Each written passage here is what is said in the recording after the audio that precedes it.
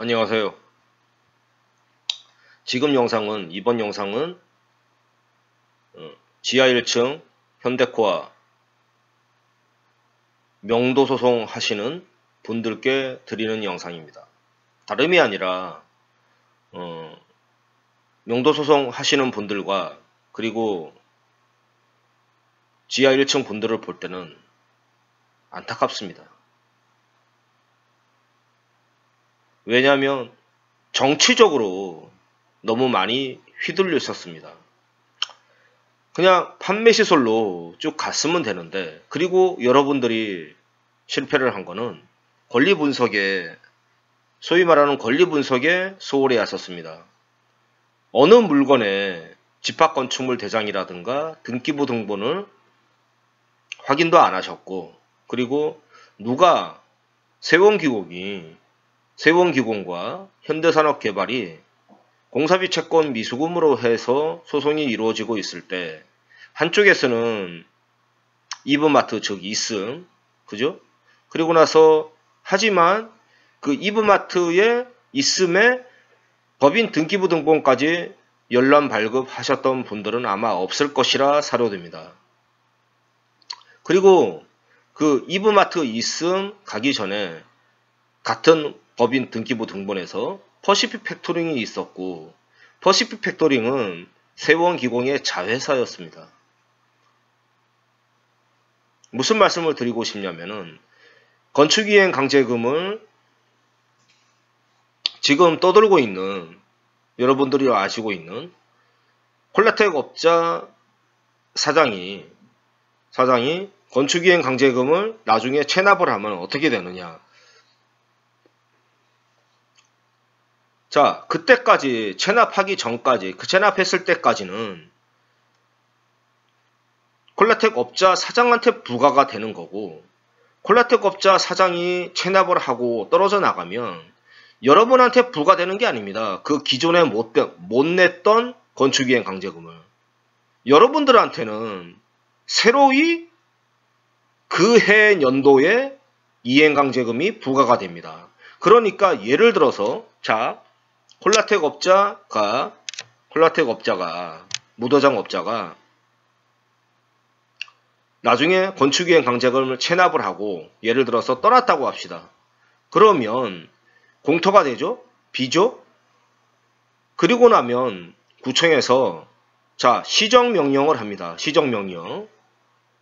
위반 건축물을 시정하십시오. 나는 그 기한 내에 시정하기만 하면 됩니다.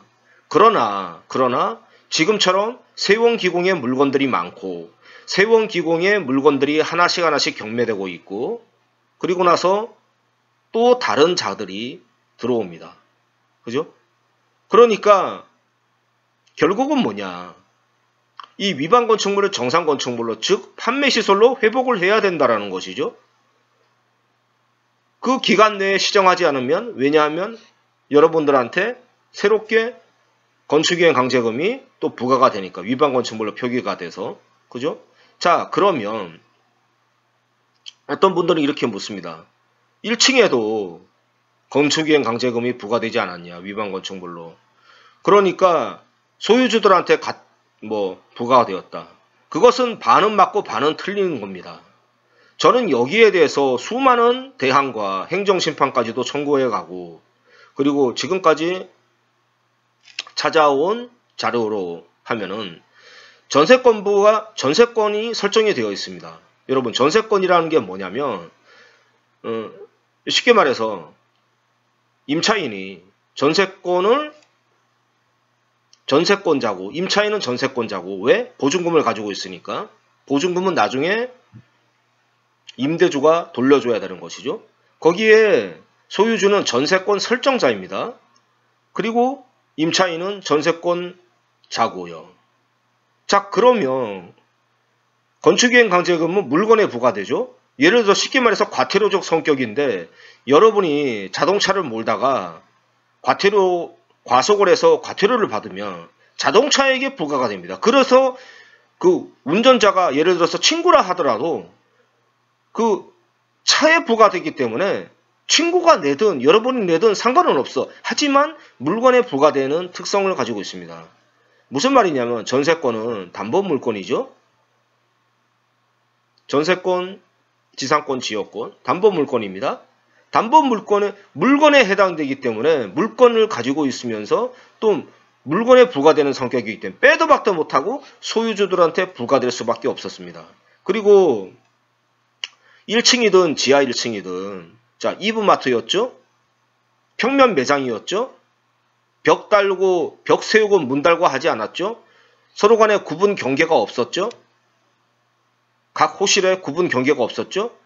그렇기 때문에 판매 시설인 그 이브마트에서 웨딩홀로 넘어갈 수가 있었던 겁니다. 왜? 문 걸어 잠그고 공사만 하면 그만이니까.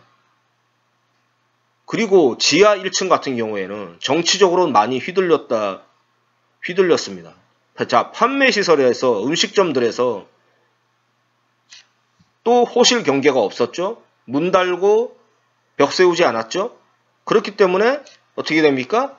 콜라텍으로 쉽게 넘어갈 수가 있었던 겁니다. 자, 그런데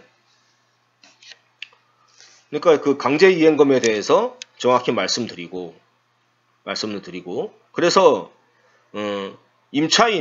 임차영업자인 콜라텍 사장이 내고 있는 건축이행 강제금을 싸게 해달라 구청에 찾아가서 사정하고 그럴 필요가 없습니다. 왜? 임차영업자가 내고 있으니까 자칫하다간 여러분의 명도소송과 여러분이 대항하는 거가 반감이 된다는 겁니다. 왜? 구청에서는 이렇게 생각합니다. 왜 이 사람들이 강제이행금을 싸게 해달라 그러지? 왜 강제이행금을 임차인에게 부과가 되는데 왜 이렇게 협력을 하지? 자칫 오해받기 십상입니다. 아시겠죠? 예. 자, 그거를 하나 말씀을 드리고 그리고 전에도 부동산 인도소송, 즉 임대차 계약 해지 확인 소송을 하셨는데 지금도 명도소송을 합니다. 그 끝은 어디입니까?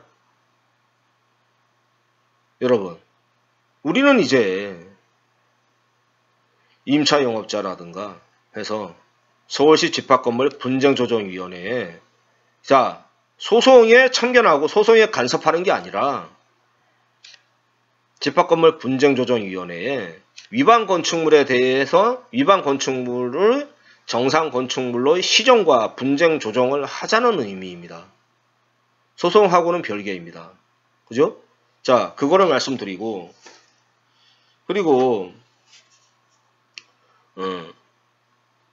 지금 하는 그 콜라텍 동업자가 이의제기를 해서 동업자인지 아니면 인수받은 사람인지는 모르겠지만 이의제기를 해서 다시 건물인도 소송이 진행되고 그리고 처분금지 가처분도 진행이 되었던 걸로 알고 있습니다. 그죠? 그러면 언제까지 그 소송을 해야 되는 겁니까? 그리고 그 피고의 이의제기 소송의 피고에 어째서 분당 야탑에 무도장, 무도학원 하시는 분이 들어가 있습니까? 여러분, 착한 무도장, 나쁜 무도장은 없습니다. 강동구 여기 1500 1095 현대코아 아파트 지하 1층은 무도장을 하지 마라고 합니다.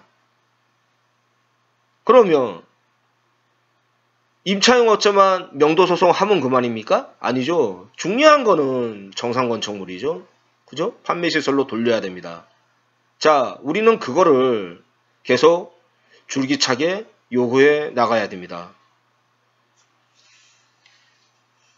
한번 곰곰이 생각해 보십시오. 그래서 구분 소유주들하고도 대화를 해야 되고 그리고 이렇게 여러분들을 끌고 나가고 뭐를 하자고 하는 사람들에 대해서 차분히 그리고 곰곰이 항상 비판적으로 생각을 하십시오. 그리고 정확한 정보와 자료로 토대로 생각을 하시고 하셔야 됩니다. 자, 더 할 얘기는 많은데 이쯤에서 얘기하고 서울시 집합건물 분쟁조정위원회에 제가 조만간 신청 접수를 하면은 많이들